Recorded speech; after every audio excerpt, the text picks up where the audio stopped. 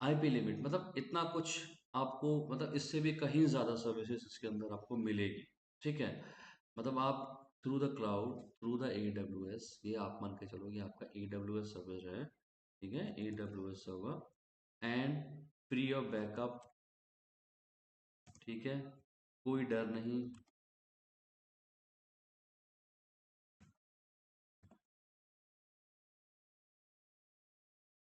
Security की कोई problem नहीं एंड लॉट्स ऑफ थिंग्स। इन सब से आपको फ्री ऑफ कॉस्ट रहना है। अभी मैं नया स्टार्टअप कर रहा हूँ, मेरे पास इन्वेस्टमेंट का चांस नहीं ले सकता, मतलब मैं ज़्यादा इन्वेस्टमेंट नहीं कर सकता। मेरे यूज़र आए तो क्या होगा, नहीं आए तो क्या होगा।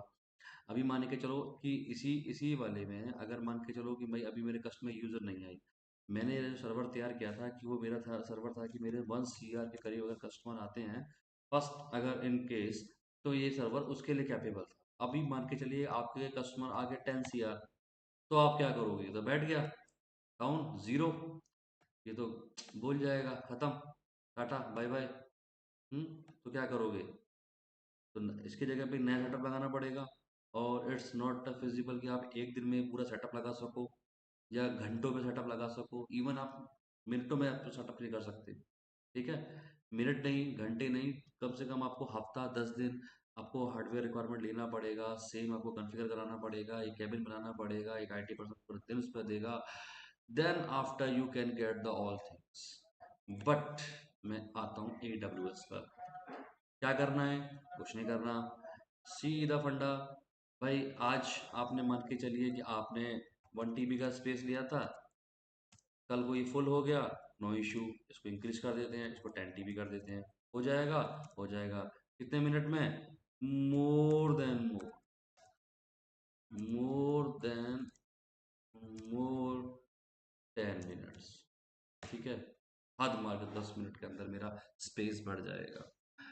ज़्यादा भी होगा, मेरा सर्वर स्लो होगा तो भी कितना लेगा? कोई नहीं, 30 मिनट ओनली, इससे ज़्यादा भी नहीं ले सकता। अब ये डिपेंड करता है आपके AWS इंजीनियर्स के ऊपर, जो आपका AWS एडमिनिस्ट्रेटर बंदा होगा। ये इन चीज़ों से आपका पूरा समय मैनेज करेगा। अब और क्या फ़ायदा होता है AWS से? अभी मान के चलो कि भाई मेरे इस सर्वर को मैंने फ्रीज भी कर लिया, सब कुछ कर लिया, अचानक से पता लगा अर्थक्वेक आ गया, आग लग गई बिल्डिंग के अंदर, लॉस। ठीक है, लॉस लॉस लॉस्ट। सारा मेरा जितना भी है ये सब आग लगते ही ये हो जाएगा लॉस्ट। फायर लगा, क्या हुआ? Loss loss loss loss. बिजली गिरी, loss loss loss loss loss. तारा टूट के गिरा, री, loss loss loss loss loss. इधर क्या है? इधर कोई प्रॉब्लम नहीं। इसके जोन होते हैं।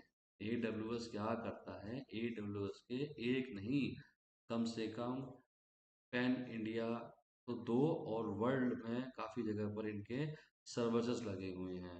जैसे अगर मैं बात करूं AWS जोन इन इंडिया, तो इंडिया के अंदर AWS के रीजन्स कहाँ कहाँ पर हैं? लॉगिन करके देखना पड़ेगा क्या? 1 सेकेंड। एसिफिक Mumbai and zone local, I think एक हैदराबाद में भी है इनका, एंड दिल्ली में बनने वाला है। अपकमिंग लोग चेन्नई एंड बैंगलोर में इनका बनने वाला है। ठीक है, Mumbai region the AWS perfect Mumbai region. ठीक है, 2019 में। इसके अलावा दिल्ली के अंदर है। ठीक है, AWS कोलकाता में है। ठीक है, मतलब आप समझ रहे हो ना, एक जगह सर्वर नहीं है। अरे मुंबई में कोई प्रॉब्लम आई, कोई दिक्कत नहीं, डाटा आपका मूव दिल्ली में हो जाएगा। दिल्ली में प्रॉब्लम आई, कोई बात नहीं, कोलकाता में चला जाएगा। और अगर यहाँ सब में रीजन में भी दिक्कत आ रही है, नो इशू, मैं AWS सर्वर का रैक दिखाता हूँ। AWS सर्वर रूम, इमेजेस पे देखते हैं, लाइक दैट।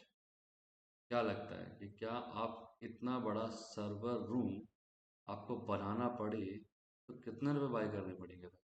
कितने रुपए इन्वेस्टमेंट करना पड़ेगा? You know that, look that, looks. ये सर्वर रैक्स होती हैं। ठीक है ना, इसको हम लोग सुपर कंप्यूटर बोल देते हैं। It's call AWS server room. ठीक है, गूगल का भी सर्वर रूम ऐसा ही है। आपका यूट्यूब का भी ऐसा ही है, फेसबुक का भी ऐसा ही है, मतलब सबने अपने अपने सर्वर इस तरह के बनाए हुए हैं। ठीक है, देख रहे हो उन्हें, क्या लवली है, मतलब बहुत अच्छा है, मतलब आई आई लाइक इट। ये होते हैं सर्वर रूम इस तरह के, मतलब उन्होंने पूरे इंडिया में अपने सर्वर रूम बना रखे हैं। और अगर मैं इसके रीजंस इंडिया की जगह वर्ल्ड कर देता हूँ, ठीक है, तो कितने जगह पर इसके सर्वर, कितने जगह पर है, इसके लिए तो मेरे को जाना पड़ेगा नीचे। वर्ल्ड वाइड आई थिंक बहुत लोकेशंस पर हैं इनके।